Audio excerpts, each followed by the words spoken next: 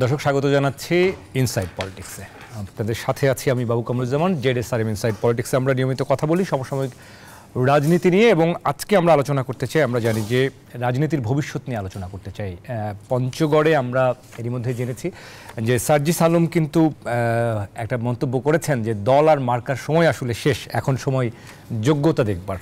এবং একই সঙ্গে আমরা জানি যে যে রাজনীতির হাত ধরে আসলে আজকের বাংলাদেশ, সেই রাজনীতি নানাভাবে কলুষিত হয়েছে, রাজনীতি প্রশ্নবিদ্ধ হয়েছে।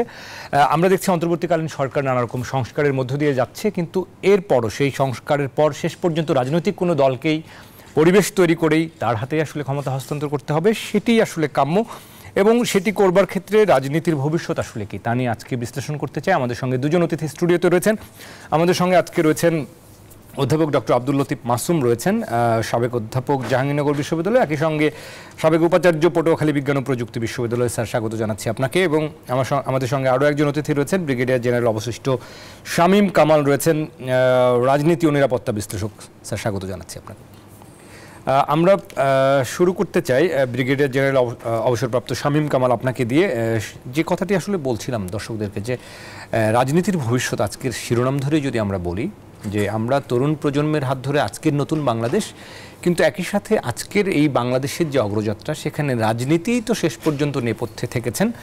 সেখানে রাজনীতি যেভাবে প্রশ্নবিদ্ধ হয়েছে, রাজনীতি যেভাবে সমালোচিত হয়েছে, কলুষিত হয়েছে, এখন যদি এই ধরনের যে আলোচনাগুলো হচ্ছে, যে ধরনের ক্যাম্পেইনগুলো করা হচ্ছে তরুণদের হাত ধরে, সার্জিস আলমের কথা বলছিলাম, তিনি যেটি বলেছেন যে দল আর মার্কার দেখার দিন শেষ, এই রাজনীতির ভবিষ্যৎটা আসলে কোথায় দেখেন? এবং রাজনীতির আমরা জানি যে সংস্কার প্রক্রিয়ার মধ্য দিয়ে যাচ্ছে, কিন্তু শেষ পর্যন্ত তো একটি রাজনৈতিক দলের হাতেই ক্ষমতাটা যাবে, কিন্তু আমরা কি এক ধরনের সমালোচনা করতে গিয়ে এক ধরনের তকমা লাগিয়ে দিচ্ছি কিনা? ধন্যবাদ নিউজ 24-কে আমাকে আমন্ত্রণ জানানোর জন্য। ধন্যবাদ আজকে জানাচ্ছি আমার শ্রদ্ধেয় শিক্ষক প্রফেসর আব্দুল লতিফ মাসুম, তার কাছে আমি পিএইচডি করছি ডিফেন্স ডিপ্লোমেসির উপরে। সো আমার সৌভাগ্য যে আজকে তাকে আমার সাথে আমি পাচ্ছি। দেখুন, আমরা একটা ক্রান্তিকালের ভিতরে যাচ্ছি, শুধু ক্রান্তিকাল না, একটা অস্থির ক্রান্তিকাল। আমরা যদি পৃথিবীর সফল বিপ্লবগুলির দিকে তাকাই, ফরাসি বিপ্লব বলেন, বলশেভিক রেভলিউশন বলেন, বা অন্যান্য যেসব সফল বিপ্লব হয়েছে, চায়নাতে বলেন, কিউবায় বলেন, এগুলি সফল হয়েছে বিকজ দিন শেষে এই বিপ্লবের শেষে যেটা পেয়েছি একটি সুষ্ঠু রাজনৈতিক বন্দোবস্ত, যেটা আমাদের প্রচণ্ড ঘাটতি রয়েছে। এখন আমরা একটা বিপ্লব করলাম, এখন অন্তর্বর্তীকালীন সরকার গুরুত্বপূর্ণ সংস্কারের কাজ হাতে নিয়েছে। দিন শেষে কি হবে, কতিপয় গুরুত্বপূর্ণ সংস্কার শেষে আবার একটি নির্বাচনের মাধ্যমে একটি রাজনৈতিক দলের কাছেই ক্ষমতা হয়তো যাবে। কিন্তু দুঃখজনক বিষয় হলো যে স্বাধীনতার পর থেকে অদ্যাবধি আমাদের রাজনৈতিক চর্চা বা রাজনৈতিক সুষ্ঠু অনুশীলন, এটা খুব একটা সুখকর পরিস্থিতি তৈরি হয়নি। দেখুন, এতদিন পর্যন্ত যে রাজনৈতিক দলগুলি ক্ষমতায় আসছে, শুধুমাত্র তত্ত্বাবধায়ক সরকারের মধ্যে যে মাঝে 4টি নির্বাচন হয়েছিল, সেখানে কিন্তু একটি সরকার আসার পরে 5 বছরের মধ্যে আরেকটি দল আসছে। তার মানে ইঙ্গিত করে যে যে দলটি ক্ষমতায় থাকে এরা দিন শেষে দুর্নীতি, অনিয়ম, অরাজকতা, অপশাসন, অলিগার্কি, এগুলির মাধ্যমে একদম এমন পর্যায়ে চলে যায় যে তাদের পতন অনিবার্য হয়ে যায়। তো সেদিক থেকে আমাদের দেশের রাজনৈতিক অবস্থাটা ভালো নয়। এখন আমাদের দেখেন, জাতিগতভাবে আমরা যখন ওই কোনো খাওয়া দাওয়ার পরে এঁটো হাত যখন আমরা ধুই, তখন যে লেবুটা ব্যবহার করে এটা কিন্তু অরিজিনাল লেবু, কিন্তু আমরা যে পান করি এটা কিন্তু আর্টিফিশিয়াল লেবু। এটা এপিজে আবুল কালামের কথা। ঘটনাচক্রে আমাদের দেশে কি হচ্ছে, সবার উপরের নেতা, তার নিচে হচ্ছে দল, এবং সবার নিচে হলো দেশ। কিন্তু বলি কিন্তু আমরা উল্টা, সবার উপরে দেশ। এবং আমাদের মাছের যেমন পচন শুরু হয় মাথা থেকে, আমাদের কিন্তু রাজনৈতিক দলগুলির বা ক্ষমতাসীন যারা আসে ক্ষমতায়, শীর্ষ নেতৃত্ব থেকে পচনটা শুরু হয়।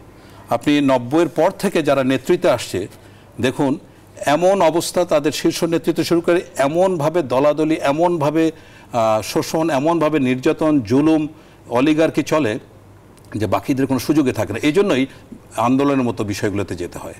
কিন্তু শেষ পর্যন্ত আপনার রাজনৈতিক দল ছাড়া তো রাষ্ট্র পরিচালনার সুযোগ নেই, সম্ভব নয়। এখানে আমি একটা জায়গা বলবো যে বাজ পাখির দর্শন ফলো করার জন্য। বাজ পাখি সাধারণত 70 থেকে 80 বছর বাঁচে। 40 থেকে 50 বছর বয়সে বাজ পাখির জন্য 3টা অপশন থাকে। একটা হচ্ছে আত্মহত্যা করা, দ্বিতীয় অপশনটা হয় যে এই মরা গরু বা পশু প্রাণী খেয়ে বেঁচে থাকা, তৃতীয় অপশনটা কিন্তু খুবই চমৎকার। উঁচু একটা পাহাড়ে যেতে হবে, সেখানে পাথরে বা শক্ত কিছুতে তার নখগুলিকে আঁচড়ে আগে ভেঙে ফেলে, তারপরে নতুন নখ গজায়, সেই নখ দিয়ে তার শরীরের লোম টোম তুলে ফেলে এবং নতুনভাবে আরও 30 থেকে 35 বছর বাঁচে। আমাদের রাজনৈতিক স্বাধীনতার পর থেকে রাজনৈতিক দলগুলি আছে, এদের বয়স কিন্তু 40 থেকে 50 বছর সময়। এই সময়ের মধ্যে একইভাবে এই বিপ্লবের পরে আমাদের রাজনৈতিক দলগুলোর সামনে এই 3টা অপশন আছে। এখানে যদি সর্বশেষ অপশনটা অবলম্বন করে তাহলে দেশের জন্য কল্যাণকর কিছু আসতে পারে, তাছাড়া আমি ভালো কিছু দেখি না। ফেরেস্তার মতো লোকও যদি অন্তর্বর্তী সরকার করে দেয়, কিছু কতিপয় সংস্কার করে দেয়, আবার যদি পুরোনো ধারায় চলে আসে, আবার 10-12 বছর পরে এমন একটা বিপ্লব হবে, অসংখ্য মানুষ মারা যাবে এবং আমাদের অসহায় মানুষ নির্যাতিত হতেই থাকবে এবং আমরা আসলে পিছিয়ে যেতে থাকবো সেখানে। অনেক ধন্যবাদ। আমরা অধ্যাপক ডক্টর আব্দুল লতিফ মাসুম আপনার কাছে আসতে চাই একই বিষয়ে, যে রাষ্ট্র একটি সংস্কার প্রক্রিয়ার মধ্য দিয়ে যাচ্ছে, তরুণ প্রজন্ম আসলে রাষ্ট্রকে সংস্কারের জায়গাটিতে দেখছেন এবং অন্তর্বর্তীকালীন সরকার একের পর এক কমিশন গঠন থেকে শুরু করে আমরা দেখেছি আর্থিক খাতেও সংস্কার করছেন, সেখানে কমিটি গঠন করা হচ্ছে, হোয়াইট পেপার কমিটি করা হয়েছে। এর বাইরে আমরা দেখছি এনবিআর নিয়ে তাদের আলাদা করে কমিটি করা হয়েছে এনবিআর রিফর্ম করবার ক্ষেত্রে। সার্বিকভাবে এইরকম একটি রিফর্ম চলছে, আবার এদিকে যখন তরুণ প্রজন্ম যদি গিয়ে ঢালাওভাবে রাজনীতির বিরুদ্ধে সমালোচনা করতে থাকেন মাঠ পর্যায়ে গিয়ে, সেটিও আসলে কতখানি ভারসাম্যপূর্ণ এবং সেটি আসলে কতটা যৌক্তিক হওয়া উচিত, রেশনাল হওয়া উচিত মনে করেন? শামীম কুমার চমৎকার উদাহরণ দিয়েছে। আমরা রাষ্ট্রবিজ্ঞানে এটাকে একটা টার্মিনোলজি দিয়ে ব্যাখ্যা করি, পলিটিক্যাল ডেভেলপমেন্ট। আপনার পলিটিক্যাল ডেভেলপমেন্ট মানে হচ্ছে রাস্তাঘাট বানানো, দালান কোঠা হওয়া ইত্যাদি। আমরা দৃশ্যমানভাবে ডেভেলপমেন্টকে ওইভাবে দেখি, কিন্তু আপনি যখন রাষ্ট্রবিজ্ঞানে পলিটিক্যাল ডেভেলপমেন্ট বলবেন, তখন রাষ্ট্র ব্যবস্থার রাজনৈতিক উন্নয়ন, অর্থাৎ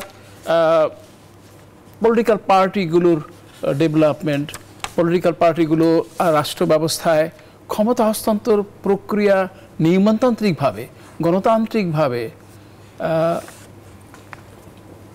সুন্দরভাবে করতে পারছে কিনা, এটা একটা রাজনৈতিক উন্নয়নের বড় একটা ক্রাইটেরিয়া, একটা বড় একটা শর্ত। লুসিয়ান ডব্লিউ পাই নামে আমাদের একটা বড় একজন রাষ্ট্রবিজ্ঞানী আছে, তিনি 10টা ক্রাইটেরিয়া এভাবে বলেছেন। যেমন নিয়মতান্ত্রিকভাবে ক্ষমতা হস্তান্তর করা, রাজনৈতিক দলগুলোর মধ্যে অভ্যন্তরীণ গণতন্ত্র নিশ্চিত করা, এবং তারপরে political participation from the people, মানে একেবারে তৃণমূল পর্যায় থেকে শুরু করে বিভিন্ন সেক্স, যেমন ধরেন মহিলা, মাইনরিটি, সব জায়গায় রাজনৈতিক পার্টিসিপেশন, প্রতিনিধিত্ব নিশ্চিত করা, এবং রাজনৈতিক লোকদেরকে শিক্ষিত করা তো আছেই, তারা এটা দীক্ষিত করা, একটা আদর্শ, একটা মরালিটি, একটা দৃশ্যমানভাবে তাদেরকে নৈতিক জীবনভাবে গড়ে তোলা। এরকম অসংখ্য 10টা অনত মিনিমাম 10টা শর্ত ভিত্তি বা ক্রাইটেরিয়ার ভিত্তিতে আমরা রাজনৈতিক উন্নয়নকে ব্যাখ্যা করে থাকি। কিন্তু কষ্টের কথা এই যে বাংলাদেশে বিগত 50 বছর অতিক্রান্ত হয়েছে, অথচ রাজনৈতিক উন্নয়ন টার্মিনোলজিটাকে যদি আমরা বিবেচ্য বিষয় বলে ব্যবহার করি, তাহলে পরে আমাদেরকে খুবই কষ্টের সাথে লক্ষ্য করা যায় যে যিনি বাংলাদেশের জাতির স্থপতি বলে দাবি করেন, তিনি নিজে গণতান্ত্রিক 23 বছর নাকি তিনি মানে জেল জীবন অতিক্রান্ত করেছেন, গণতন্ত্রের জন্য জীবন পাত করে দিলেন। কিন্তু যখন তিনি ক্ষমতাসীন হলেন, তখন তার কথায়, তার ভাষায়, তার আচরণে, তার ব্যবহারে, তার রাষ্ট্র ব্যবস্থায় গণতন্ত্র উল্টো প্রতিফলিত হয়েছে, উধাও হয়ে গেল। আমি আপনাকে উদাহরণ দেই। তিনি এসেই ঠিক আছে একটা সুন্দর শাসনতন্ত্র আমাদেরকে উপহার দিলেন, কিন্তু তারপরেই এই স্পেশাল পাওয়ার অ্যাক্ট সংযোজন করলেন, এবং এরপরে আলটিমেটলি তো আপনারা জানেন যে বাকশাল গঠিত হলো, এবং যেটা নিয়ে কারো কথা বলাও নিষেধ ছিল একরকম। বাকশাল, এগুলো তো আমি ছাত্র তখন আমার চোখের সামনে দিয়ে এগুলো মানে দৃশ্যমানভাবে এগুলো আমরা নিজের চোখে দেখেছি। সেখানে লাল বাহিনী, নীল বাহিনী, রক্ষী বাহিনী, এটা এই ঘটনাগুলো আপনারা জানেন। এবং তিনি পার্লামেন্টে দাঁড়িয়ে বললেন, কোথায় সিরাজ শিকদার? তিনি জাতির পিতার স্থপতির দাবিদার একজন ব্যক্তি একটি রাজনৈতিক হত্যাকে এভাবে বলতে পারেন, কল্পনা করতে পারি না। 1974 সালের 7ই মার্চ উদযাপন উপলক্ষে যে জনসভা হয়, সেই জনসভায় আমি নিজে উপস্থিত ছিলাম। তিনি বললেন, একটু একটু ছেলে রাজনীতি করে, আমার বিরুদ্ধে কথা বলে, বেশি বারবারই করোনা, লাল ঘোড়া দাবড়ে দিল। ঠিকই তিনি লাল ঘোড়া দাবড়ে দিলেন। জাসাদ দাবি করে যে তাদের 40,000 কর্মী তারা গুম করেছে, হত্যা করেছে। অর্থাৎ আমি আপনাকে একথা বলতে চাই যে গণতন্ত্র শুধুমাত্র লেবাস নয়, গণতন্ত্র একটা সিস্টেম নয়, গণতন্ত্র একটা জীবনবোধ। আপনার মুখে গণতন্ত্র থাকবে, কিন্তু বুকে যদি গণতন্ত্র না থাকে তাহলে সে গণতন্ত্র বাংলাদেশে কোনো কাজ করেনি। এই গত 54 বছরে এটা প্রমাণিত হয়েছে, বাংলাদেশের কথা এবং কাজে, রাজনৈতিক নেতৃত্বের কথা এবং কাজে মিল ছিল না, এবং এভাবেই গণতন্ত্র। আপনি একটা ব্যতিক্রম আমি লক্ষ্য করি, অবশ্য অনেকে আবার এটা সহজে গ্রহণ করতে চায় না। আপনি চিন্তা করেন জিয়াউর রহমান। জিয়াউর রহমান একজন সেনানায়ক ছিলেন, আমরা বলি সোলজার টার্ন পলিটিক্স, কিন্তু এই সোলজার টার্ন পলিটিশিয়ান লোকটা নিপতনের সিদ্ধ ঘটনার মতো কোনো জেনারেল, আমরা মিলিটারি পলিটিক্সকে টু অপোজ টু ডেমোক্রেসি মনে করি, আমি শিখছিও সেভাবে, কিন্তু আমরা লক্ষ্য করলাম যে এই লোকটা একটা ব্যতিক্রমধর্মী কাজ করলো। কী করলো? বাক্সার মানে বাতিল করে তিনি বহুদলীয় গণতন্ত্রের সূচনা করলেন এবং মোরালেস বাই অ্যান্ড লার্জ একটা গ্রহণযোগ্য নির্বাচন দিলেন। তিনি যে পরিবেশ পরিস্থিতি ছিল তাতে কিন্তু তিনি, আমি সাক্ষী, তিনি নিরলস ক্ষমতায় থাকতে পারেন 5 বছর 10 বছর ক্ষমতায় মাওলানা ভাসানী এবং অন্যান্য রাজনৈতিক নেতৃবৃন্দ তারাকে বলছিলেন যে দরকার নেই, আপনি চালান। কিন্তু তিনি গণতন্ত্রে বসবাস করলেন, তিনি গণতন্ত্র ধারণ করলেন, গণতন্ত্র প্রতিষ্ঠিত করলেন, এবং এখন আবার সেই রাজনৈতিক দলটি, যে দলটি আমাদের সর্বনাশের জন্য দায়ী, সেটি আবার প্রতিষ্ঠিত এবং তার পরিণতি তো আপনি লক্ষ্য করলেন যে এই একটা বড় ধরনের এই ধরনের সমসাময়িক পৃথিবীতে এরকম কোনো ঘটনা মানে খুবই খুবই বিরল যে তিনি পালিয়ে গেলেন এবং বাংলাদেশে গণতন্ত্রের আরেকটি নতুন কলঙ্কিত অধ্যায় তৈরি হলো, আমাদের গণতন্ত্রের একটি নতুন সম্ভাবনা তৈরি হয়েছে। এই সম্ভাবনাটাকে যদি আমরা কাজে না লাগাতে পারি আমাদের ভবিষ্যৎ খুবই অন্ধকার। নিশ্চয়ই। আব্দুল লতিফ মাসুম, আপনার কাছে আবারও আসবো। আমরা ব্রিগেডিয়ার জেনারেল অবসরপ্রাপ্ত শামীম কামাল, আপনার কাছে আরেকবার শুনতে চাই যে শেষ পর্যন্ত এই যে স্বৈরশাসনের পতন বা আওয়ামী সরকারের পতন, আমরা দেখছি যে একটা নাটকীয় পরিবর্তন হলো এবং পুরো কাঠামোগত যে পরিবর্তনটি হলো, রাজনৈতিক এক ধরনের শূন্যতাও কিন্তু তৈরি হয়েছে আমাদের দেশে। সেখানে রাজনৈতিক শূন্যতাকে সুযোগ নিয়ে দেখা যাচ্ছে যে আমাদের দেশে যদি সেটি সামাজিক, সাংস্কৃতিক বা যে সংগঠনকেই বলি না কেন, বা রাজনৈতিক অন্য যারা দল আছেন, তারা যদি আসলে রাতারাতি এটাকে সুযোগ হিসেবে কাজে লাগাতে চান, সেখানে গুণগত পরিবর্তন আমরা আসলে কতটা পেতে পারি? সেক্ষেত্রে আমাদের রাজনীতির ভবিষ্যৎটা আসলে কি দাঁড়ায়, সেটি যদি একটু বলেন। দেখুন, রাজনৈতিক বন্দোবস্তটা কিন্তু একদিনে, 2 দিনে, 1 বছরে, 2 বছরে হবে না, এটা দীর্ঘমেয়াদী একটা ইস্যু। আর আপনি যেটা বলেন, একটা শূন্যতা তৈরি হয়েছে, কিন্তু শূন্যতাতে মানে কেউ একটা প্রচার করলো, একটা বক্তৃতা দিল, একটা ভাষণ দিল, তার মাধ্যমে কোনো কিছু প্রতিষ্ঠা করা যাবে না। আপনি খেয়াল করে দেখুন যে ছাত্র সমন্বয়ক যারা, তাদের যে আবেদন, তাদের প্রতি যে মানুষের আকর্ষণ বা তীব্র আকর্ষণ বলবো ছিল, সেটা কিন্তু আস্তে আস্তে কমতে শুরু করেছে। ইতোমধ্যে আমি খবর পেয়েছি যে ইভেন ছাত্রদের মধ্যে বৈষম্যের ব্যাপারটা কিন্তু আস্তে আস্তে স্পষ্ট হচ্ছে। অনেক জায়গায় দেখেন মতবিরোধ তৈরি হচ্ছে, যেমন ময়মনসিংহে তাদের সভা বাতিল করতে হয়েছে। তাহলে কেন হচ্ছে? তার মানে এই যে বিপ্লব, এই যে এত বড় একটা দ্বিতীয় স্বাধীনতা বলেন, বাংলা বসন্ত বলেন, এটা কিন্তু বিরাট একটা অধ্যায়। কিন্তু কথা হচ্ছে যে এইটার 1 দফা শেষ পর্যন্ত আসলো, 9 দফা থেকে 1 দফা আসলো। এই 1 দফা কিন্তু অর্জন হচ্ছে রেজিম পরিবর্তন। এখন একটা ভ্যাকিউম, রাইট? এখন একটা দেশ যদি আপনার আদর্শভাবে গড়ে উঠতে হয়, তাহলে কিন্তু কয়েকটি স্টেজ আছে। প্রথম স্টেজ হচ্ছে অ্যাথলেট স্টেজ, সেকেন্ড স্টেজ হচ্ছে ওয়ারিয়ার স্টেজ, থার্ড স্টেজ হচ্ছে big brother stage, and fourth stage হচ্ছে গিয়ে কনসলিডেশন স্টেজ বা সেলফ রিয়ালাইজেশন স্টেজ। এই 4টা পদ্ধতিতে পৃথিবীতে ইতিহাসে 3টা দেশ গড়ে উঠেছে। একটা হলো জাপান, দ্বিতীয় হলো মালয়েশিয়া, আর একটা হলো সিঙ্গাপুর।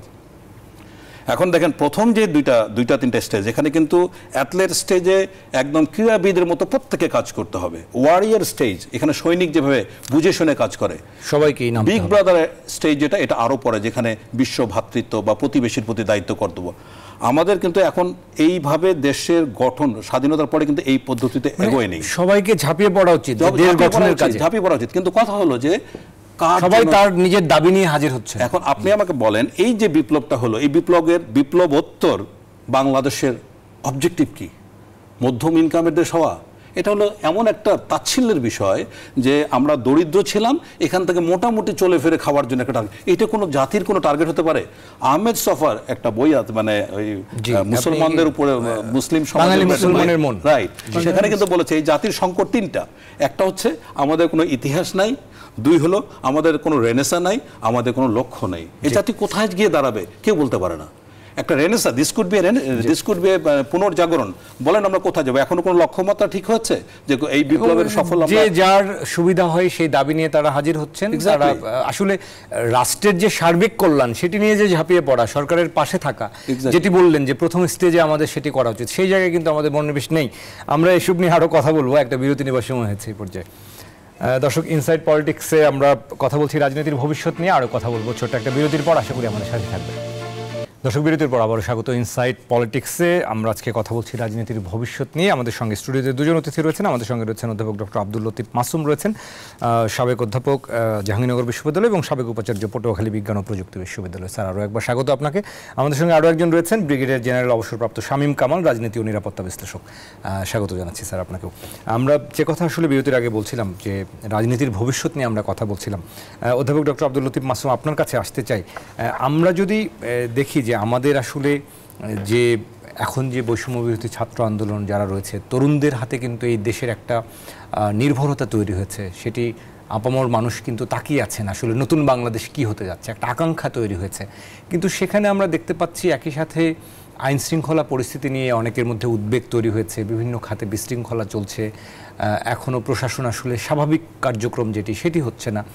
সব মিলিয়ে আবার তরুণদের মধ্যেও আমরা দেখতে পাচ্ছি, ছাত্রদের মধ্যেও এক ধরনের মতবিরোধ তৈরি হচ্ছে। সেটি আসলে সার্বিকভাবে আমাদেরকে কি সিগন্যাল দিচ্ছে? আমরা কি আসলে, স্যার যে কথা বলছিলেন যে জাপানের উদাহরণ দিচ্ছিলেন যে একটা রাষ্ট্র নতুন করে গঠন করবার ক্ষেত্রে সবাই একসাথে নেমে পড়া, আমরা কি সেটি করছি, নাকি আসলে আমরা শুধু আমাদের দাবিগুলো নিয়ে আজকে বলছি আমাদের দাবিগুলো পূরণ করা হোক? এটা খুবই দুর্ভাগ্যের বিষয় যে আমাদের এই সময়টাতে যে জাতীয় ঐক্য, যেটাকে আমরা রাষ্ট্রবিজ্ঞানের ভাষায় বলি ন্যাশনাল কনসেনসাস, তো জাতীয় ঐক্যমত্য, বাংলাদেশের এই একটা অসম্ভব রকমের এই যে গণবিপ্লবের পরে ছাত্রদের মাধ্যমে যে ঐক্যের পরিবেশটা তৈরি হলো, সেই ঐক্যের পরিবেশটাকে ভিত্তি করে আমাদেরকে এগিয়ে যেতে হবে। রাজনৈতিক দলগুলো স্বাভাবিকভাবেই ক্ষমতার জন্য বিভিন্নভাবে তাদের মত, তাদের পথ অনুযায়ী তারা ভিন্ন ভিন্নভাবে তাদের অবস্থা নির্ণয় করবে। কিন্তু এখন এমন একটি সংকটময় সময়, যে সময়টাকে ন্যাশনাল কনসেনসাস, জাতীয় ঐক্যমত্য খুবই প্রয়োজন। কিন্তু আমরা লক্ষ্য করছি যে জাতি হিসাবে আমরা আসলে আমাদের অতীত খুব অতি প্রাচীন কাল থেকেই এই জাতি এবং জনগোষ্ঠী সম্পর্কে লোকজনের মতামত ভালো নয়। আপনি মানে গ্রিক পর্যটক বলেন, চীনা পর্যটক বলেন, আর এবনে বতুতা বলেন, এমনকি সম্রাট বাবর পর্যন্ত বলেছেন যে এখানে একদল জাতি আছে যাদের কাছে কেউ যদি গিয়ে বলে যে আমি রাজা, তাহলে পরেও কিছু সমর্থক পাওয়া যায়, লাভ দিয়ে পড়ে যে হ্যাঁ তার সমর্থক। একটা অস্থিরতার দেশ, এই অস্থিরতার দেশটাকে আশ্বস্ত করেছে যুব সমাজ।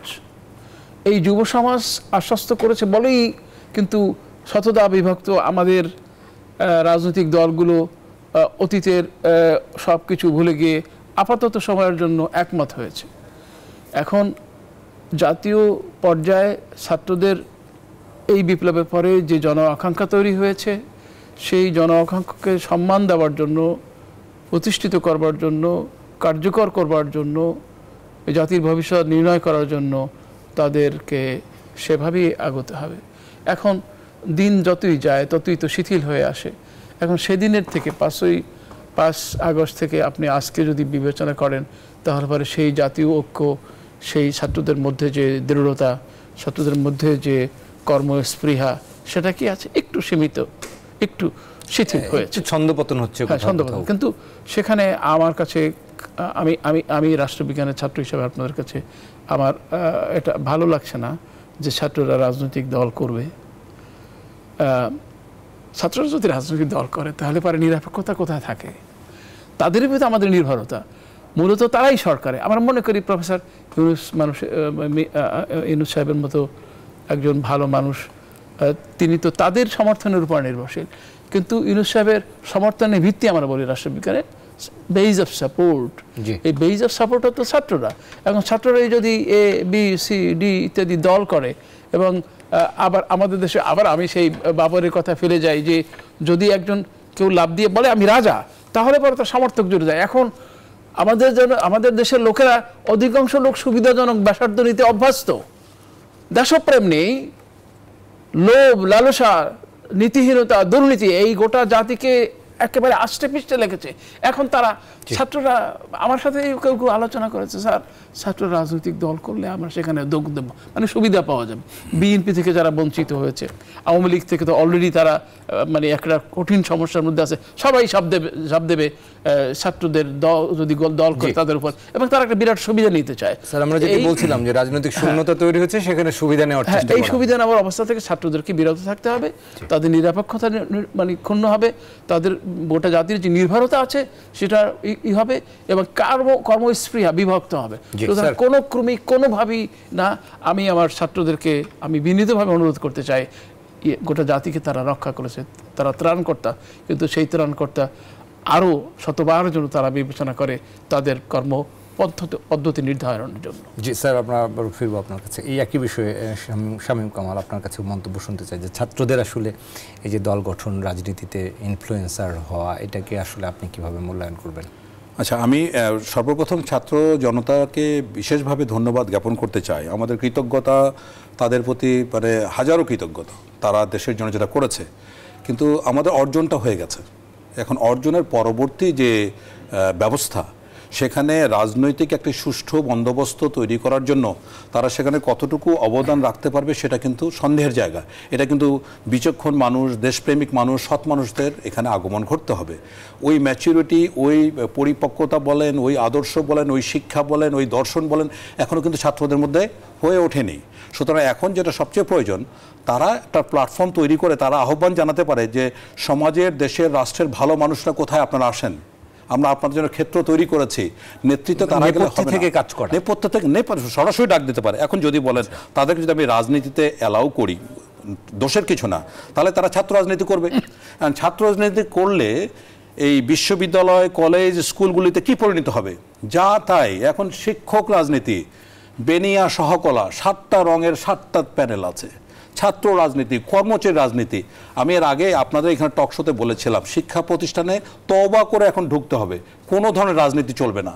তাহলে যত রাজনীতি করতে চাও বাইরে, ক্যাম্পাসের বাইরে গিয়ে রাজনীতি করো। কিন্তু যদি ছাত্র সংসদগুলোকে কার্যকর করা হয়, ছাত্র সংসদ কার্যকর করবেন কি জন্য? আপনারা সেখানে করেন যে ছাত্র, এখানে কোনো দলীয় নাই। এখন যদি নীল প্যানেল যদি একটা বিশেষ দলের, রাজনৈতিক দল নয়। এক্স্যাক্টলি। দেখেন, শিক্ষা ব্যবস্থা আমাদের একটা বিশাল একটা সমস্যা। আমি কোরিয়াতে গিয়েছিলাম। কোরিয়াতে আমার FWC ওয়ার্ক কোর্সের স্টুডেন্টদেরকে নিয়ে গিয়েছিলাম। তো সেখানে একটা মিউজিয়াম ভিজিট করার পরে ওই মিউজিয়ামের কিউরেটর সে বললেন যে ম্যাকার্থার যখন কোরিয়ান ওয়ারের পরে চলে যায়, তখন বলছিল তোমাদের 100 বছর লাগবে ঘুরে দাঁড়াতে, আমরা মাত্র 20 বছর নিয়েছি। আমি তখন আবেগ চেপে রাখতে পারলাম না। আমি জিজ্ঞাসা করলাম যে আমাকে এক কথায় তোমার উত্তর দিতে হবে, কিভাবে তোমরা পারলা এই 20 বছরের মধ্যে করতে? তোমরা কোয়ালিটি এডুকেশন। আপনি যে ছাত্রকে রাজনীতিতে ঢুকাবেন, তার পক্ষে আর যাই হোক এডুকেশন সম্ভব না। সেখানে আসলে লেজুর বৃত্তি করা, সেখানে আবার সেই অবশ্যই এটা প্রয়োজন নাই। তো এই যে বাংলাদেশের ইভেন একেবারেই সাধারণ মানুষ যারা একদম গ্রামে কিছুই বোঝে না, তারা রাজনৈতিকভাবে সচেতন না, রাজনৈতিকভাবে তারা অস্থির, গ্রামে গঞ্জে যেখানে যান না কেন। সুতরাং ছাত্রদেরকে এখন লেখাপড়া, তাদের জ্ঞান, দর্শন এগুলি গঠনের সময়। এখন তারা যদি এই জায়গায়, তবে হ্যাঁ, আমি যেটা বলতে চাচ্ছি, আবার রেইটারেট করতে যাচ্ছি, যে তাদের একটা আহ্বান থাকবে যে আমরা আমাদের কাজ করে দিয়েছি, আমরা একটা গ্রাউন্ড তৈরি করে দিয়েছি, এখন দেশের সকল ভালো মানুষ তোমরা একত্রিত হও, আমরা একটা নতুন বাংলাদেশ বিনির্মাণ করব। স্যার, আমরা আবারও আলোচনায় আসবো, একটা ছোট্ট বিরতি নেবার সময় আছে আর একবার। দর্শক, জেডএসআরএম ইনসাইড পলিটিক্সে কথা হচ্ছে রাজনীতির ভবিষ্যৎ নিয়ে। আরও কথা বলবো আরেকটা বিরতির পর, আশা করি সাথেই থাকবেন। দর্শক, আরও একবার স্বাগত জেডএসআরএম ইনসাইড পলিটিক্সে। কথা বলছি রাজনীতির ভবিষ্যৎ নিয়ে। আমাদের সঙ্গে অধ্যাপক ডক্টর আব্দুল লতিফ মাসুম রয়েছেন, সাবেক অধ্যাপক জাহাঙ্গীরনগর বিশ্ববিদ্যালয় এবং সাবেক উপাচার্য পটুয়াখালী বিজ্ঞান ও প্রযুক্তি বিশ্ববিদ্যালয়। আমাদের সঙ্গে রয়েছেন ব্রিগেডিয়ার জেনারেল অবসরপ্রাপ্ত শামীম কামাল, রাজনীতি এবং নিরাপত্তা বিশ্লেষক। স্যার, আরও একবার দুজনকেই স্বাগত জানাচ্ছি। আমরা অনুষ্ঠানের শেষ পর্যায়ে রয়েছে। সংক্ষেপে আর যে দু একটি বিষয় জানতে চাইবো, শামীম কামাল আপনাকে দিয়ে শুরু করতে চাই। আমাদের আসলে শেষ পর্যন্ত এই যে রাজনীতির ভবিষ্যৎ, মানুষের প্রত্যাশা এবং মানুষের আকাঙ্ক্ষা পূরণে আমাদের আসলে করণীয় কী, এবং সেটি আসলে অন্তর্বর্তীকালীন সরকারকে দেখা যাচ্ছে আমরা রাতারাতি বলছি কবে তারা চলে যাবেন, এই যে রাজনৈতিক দলের আবার বিপরীতমুখী আচরণ, এই পরিস্থিতিতে আসলে করণীয় জায়গা কি, প্রত্যাশার জায়গাটা কি হওয়া উচিত? আমাদের আসলে মানুষেরও প্রত্যাশাটা একটু কমা উচিত কিনা?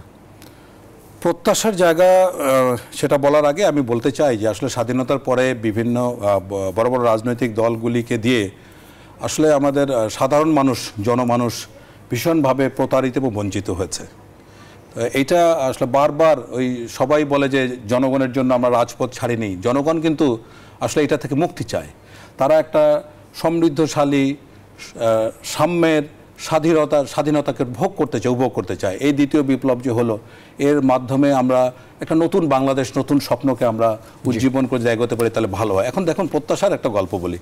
নিউ ইয়র্ক শহরে এক বৃদ্ধ, 75 বছরের বৃদ্ধ, সে ঠকঠক করে কাঁপছে। তো একজন বিত্তবান মানুষের বাসার সামনে, তো ওই ভদ্রলোক যে বড় লোক, উনি বের হয়ে দেখলেন যে একটা মানুষ কষ্ট করে ভীষণ কাঁপছে ভয়ে। হয় তুমি ওয়েট করো, আমি কিছুক্ষণ পরে তোমার জন্য একটা কিছু গরম কাপড় নিয়ে আসছি। তো উনি ভিতরে গিয়ে ভুলে গেছেন। তো পরের দিন সকালে তার মনে হলো, আরে লোকটাকে তুমি কথা দিয়ে আসছি, এখন তো যাওয়া উচিত। সে তাড়াতাড়ি একটা কাপড় নিয়ে গেল, গিয়ে দেখলো যে লোকটা মরে গেছে। এখন তার হাতে একটা চিরকুট, ওই চিরকুটের মধ্যে লেখা ছিল যে এতদিন আমি যেহেতু কোনো আশ্বাস পাইনি, আমি প্রতিরোধ ক্ষমতা নিজের মধ্যে গড়ে তুলেছি, কিন্তু তুমি যে আমাকে প্রত্যাশার কথা শোনালা, এই প্রত্যাশার কাছে আমি হেরে গেলাম এবং আমার প্রতিরোধ শক্তি নষ্ট হয়ে গেল। এইভাবে দিনের পর দিন বাংলাদেশের মানুষের প্রত্যাশা এত আহত হচ্ছে যে ভবিষ্যতে রাজনৈতিক দলগুলি এত সুন্দর সুন্দর কথা বলছে, সেই প্রত্যাশা যদি পূরণ করতে না পারে, তাহলে আমাদের ওই নিউ ইয়র্কের বৃদ্ধের মতো অবস্থায় শেষ পর্যন্ত বরণ করতে হবে। আশা করি সেরকম কিছু না হোক, নতুন কিছু হোক, সেটাই আমাদের সকলের আগ্রহ। চমৎকার উদাহরণ দিয়েছেন, এবং সত্যিকার অর্থেই এখান থেকে আমাদের অনেক কিছু শিখবার আছে। আমরা অধ্যাপক ডক্টর আব্দুল লতিফ মাসুম, আপনার কাছে একই বিষয় জানতে চাইবো যে আমাদের আসলে প্রত্যাশার ব্যাপারেও একটু ভারসাম্যপূর্ণ হওয়া উচিত কিনা, একই সঙ্গে অন্তর্বর্তীকালীন সরকারকে যথাযথ সময় দেয়া, সেখানে একটু যে প্রজ্ঞার পরিচয়, রাজনৈতিক প্রজ্ঞার পরিচয়, সেই জায়গাটি বোধহয় আমাদের ভাববার সময়, ভাববার অবকাশ রয়েছে। এটা সবাই আমরা লক্ষ্য করেছি যে বিগত 15 বছর যে রাজনৈতিক দুর্যোগ আমরা লক্ষ্য করেছি, আমরা অতিবাহিত হয়েছি, তো সেই থেকে ভিন্নতর একটা বড় ধরনের আশা ভরসা নিয়ে এই বিপ্লব সম্পন্ন হয়েছে। এবং এর আগের তো লেগেছি আছেই, এর আগেও যে অসম্ভব সুন্দর একটা সমাজ গড়ার বা প্রতিষ্ঠানিকতা প্রদানের যে ব্যবস্থা রাজনৈতিক নেতৃত্ব করতে পেরেছে, সেরকম নয়। একটা হতাশার জায়গা, বিগত 50 বছর ধরে একটা হতাশার জায়গা। এই হতাশার জায়গা থেকে এখন বড় ধরনের যে আশা তৈরি হয়েছে, সেটা হিমালয় পরিমাণ আশা, এবং একই কথা যে হিমালয় পর্বত সমান বাধা। তো এই বাধা এবং আশার মধ্যে একটা ভারসাম্য, একটা স্থিতি অবস্থা আমাদের অর্জন করতে হবে। রাজনৈতিক দলগুলো মানে যেভাবে কথা বলছে, তাতে মনে হয় যেন তারা ক্ষমতায় যাওয়ার জন্য অসম্ভব উদ্গ্রীব হয়ে আছে। আবার আমাদের অন্তর্বর্তীকালীন সরকার বারবার বলা সত্ত্বেও রাজনৈতিক দলগুলো আশা করছে যে তারা শীঘ্র একটা পথরেখা বা রোড ম্যাপ, কখন ইলেকশন হবে ইত্যাদি ইত্যাদি, সে বিষয়েও একটা অনিশ্চয়তা আছে। কিন্তু এটা একজন দেশপ্রেমিক মানুষ হিসাবে আমি অনুভব করি, লক্ষ লক্ষ বাংলাদেশের মানুষের মতো আশা করি যে একটা যৌক্তিক সময় অতিক্রান্ত হওয়ার আগে আমাদের নির্বাচনে যাওয়া উচিত নয়। এমন কিছু বিষয় আছে, ফর এক্সাম্পল ন্যাশনাল কনসেনসাসের কথা আমি বলেছি। ডেভেলপমেন্ট স্ট্র্যাটেজির ব্যাপারে আপনি ন্যাশনাল কনসেনসাস লাগবে না। আপনি গতকালকে এক কথা বললেন, গতকালের সরকার এক কথা বলেছে, আমাদের আর 1 মিনিট সময় আছে, ছোট করে। সুতরাং আমাদেরকে একটি জাতীয় সরকারের মতো ব্যবস্থাপনার মধ্য দিয়ে জাতীয় ঐক্য অর্জন করা যায় কিনা সেটি চেষ্টা করতে হবে, এবং সবাইকে ধৈর্যের পরিচয় দিতে হবে, দেশপ্রেমের পরিচয় দিতে হবে, এবং অসম্ভব রকম সমঝোতার মনোভাব প্রদর্শন করতে হবে। নিশ্চয়ই আল্লাহ যেন আমাদেরকে সেই তৌফিক দেয়। জি নিশ্চয়ই। বড় পরিবর্তনের জন্য ছোট ছোট স্যাক্রিফাইসগুলো করা। স্যার, শেষ 30 সেকেন্ডে যদি কিছু যোগ করতে চান আপনি। 30 সেকেন্ডে যদি সংক্ষেপে বলতে চাই যে আমাদের এটা বাংলা বসন্ত যদি চিন্তা করি, এখন এটা কোথায় গিয়ে ঠেকবে, অবজেক্টিভ কি, তারপরে কিন্তু এটা সফলতা। তবে পৃথিবীতে সফল বিপ্লব কিন্তু খুবই কম, এই জিনিসটা অবশ্যই মাথায় রাখতে হবে। সুতরাং সফল বিপ্লব হয়েছে কিন্তু পরবর্তীতে সেগুলি ব্যর্থ হয়েছে। আরব বসন্ত উদাহরণস্বরূপ হাজার হাজার বিপ্লব হয়েছে, কিন্তু সফল হচ্ছে 4 থেকে 5টি বিপ্লব। এই বিপ্লবগুলি আমরা স্টাডি করি, আমরা লক্ষ্য নির্ধারণ করি, ইনশাআল্লাহ আমরা সফল হব। স্যার, অসংখ্য ধন্যবাদ জানাই আপনাদের দুজনকে, আজকের এই আলোচনায় আপনারা সময় দিয়েছেন। দর্শক, আশা করি আমরাও রাষ্ট্র পরিবর্তন, রাষ্ট্র সংস্কারের যে আকাঙ্ক্ষা, আমাদের এই যে গণ অভ্যুত্থান, গণবিপ্লব, সেটি যেন ব্যর্থতায় পর্যবসিত না হয়, সেখানে আসলে সবার সমন্বিত যে উদ্যোগ সেটি প্রয়োজন। সবাইকে ধন্যবাদ জানাই এবং সেই প্রত্যাশা রেখে জেডএসআরএম ইনসাইড পলিটিক্স আজকের মতো শেষ করছি।